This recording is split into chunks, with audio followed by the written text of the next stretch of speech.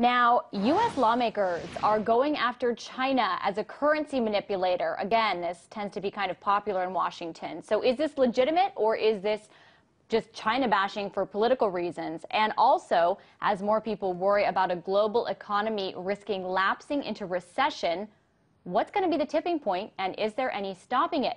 To help me make sense of all of these big economic issues going on right now is legendary investor and author Jim Rogers. Hi, Jim. Thanks so much for being on the show.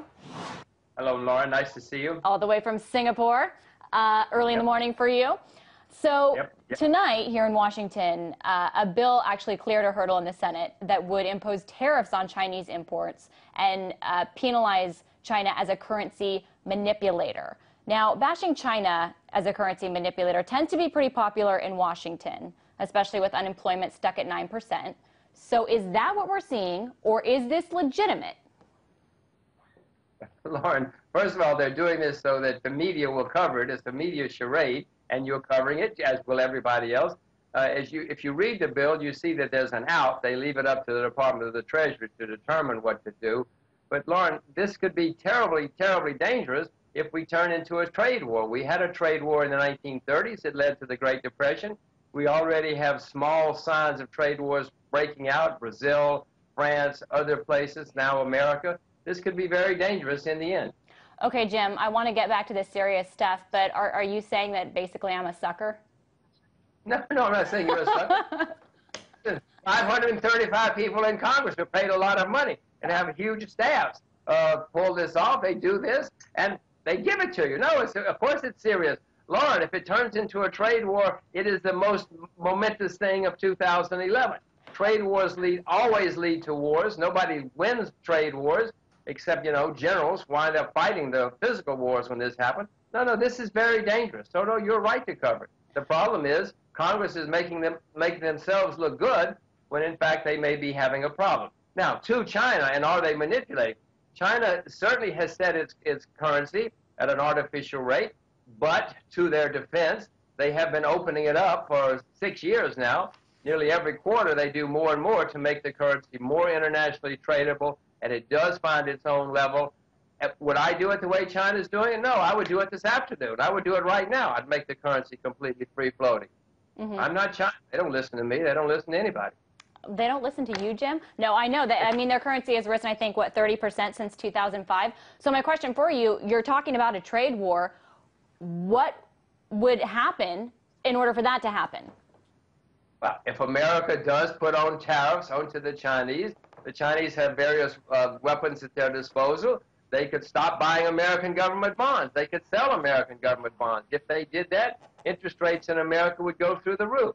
The value of the U.S. dollar would go down a lot, perhaps a lot, or at least a little. Now, this would not be good for anybody, including for China. But what happens, Laura, whenever people get slapped in the face, they always think they have to slap back. Yeah, well, along with what you're saying with the U.S. dollar, that's something that people have been saying for a while, that the U.S. dollar is going to be hit with all of this bad economic news and in any number of scenarios, but that hasn't happened. Why is that?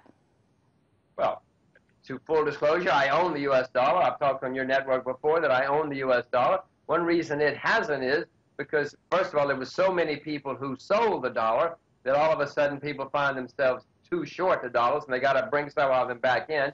Second, there's chaos in the rest of the world, too, and many people, wrongly in my view, flee to the U.S. dollar as a safe haven.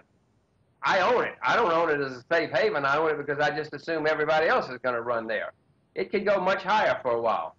So you own it because you think everybody else is dumb? I don't know that they're dumb. That's your word. You're a good reporter, I'm sure. I own it because I know that the standard reaction is, in times of confusion, to run to the U.S. dollar. It is the wrong thing to do, in my view, but I know they're all going to do it, so I've done it. Well, I originally did it, Lauren, as I told you all before, was because everybody was so pessimistic on the dollar, and I have found in my career that when everybody is on one side of the boat, Lauren, you should go to the other side for a while. So I bought U.S. dollars because of the pessimism. All right, because of the pessimism. There's still a lot of pessimism right now, and a lot of it has to do with debt. You're always very harsh on the U.S. because of U.S. debt. And Bill Gross of PIMCO today was saying that essentially sovereign balance sheets resemble an overweight diabetic on the verge of a heart attack. If you agree with that, what is going to be the heart attack that tips the global economy into recession? Well, I certainly hope you agree with it too, Lauren, because the facts show that there's a very, very serious problem. The U.S. is the worst. We're the largest debtor nation in the history of the world, but many European nations have the problem. The world has run up huge, huge debts in the past 40 or 50 years. We're going to have to pay the piper, and we're paying them now. Bill happens to be exactly right. The world's got some serious, serious problems facing it, and I don't know how it's going. I know how it should be resolved, but I'm afraid it's not going to be resolved without more pain and more suffering. So what do you think would be the tipping point with those sovereign balance sheets that are diabetics on the verge of a heart attack? Which country? Oh, which country? I wish I were that smart. You should watch RTTV. You'll figure out which ones will go first. I'm not smart enough. I know that there are lots of them. I have sold short stocks in the U.S. and in Europe and in emerging markets. So whichever one goes first, I hope I will save myself. Do you think it would be Europe or the U.S.? Well, it's more likely to be in Europe just because they're right there with a lot of attention on them right now. But as I said before, the U.S. is in worse shape. The U.S. as a whole is the largest debtor nation in history, and we have a lot of independent states, Illinois, California, New York, to name a few, which are in very dire straits, just like Greece and Portugal and Ireland. So all of us in the West have serious problems. Serious problems and serious gridlock in Washington. And one interesting solution that the former budget director, Peter Orszag, came out with was saying that, hey, maybe America needs less democracy. Maybe more of these decisions need to be made by commissions as opposed to the political institutions that have been mired in gridlock. Does he have a point? I don't know why he thinks that government by committee is going to be any better than government by Congress. No, committees never work. I mean, if you're going to take it to the extreme, what you need is a man on a white horse who will come in and say, okay, enough of this mess, and start over. I'm not advocating that. I'm not advocating that at all. I'm just suggesting that it has happened throughout history when things get really bad. But I don't see that a committee, we've appointed a committee, Lauren. They appointed a committee of 6 politicians. Now, when I say that, I laugh because 6 politicians is not going to be any better than 535 politicians. Mm-hmm. But when it comes to economic decisions, might it be better if America had a little less democracy? I know that's not popular to say, but a lot of people said that during the financial crisis that China did better because it could just make more decisions without this political process.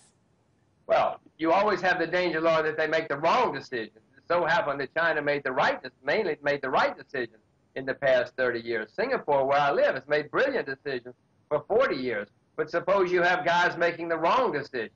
Then it's disaster. Then it's North Korea. Then it's Cuba.